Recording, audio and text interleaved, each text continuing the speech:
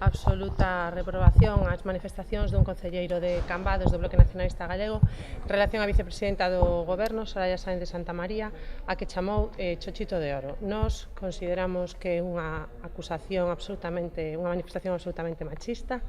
Creemos que o Bloque Nacionalista Galego ten que manifestarse, non só desvincularse destas declaracións, sino que ten que tomar algunha medida.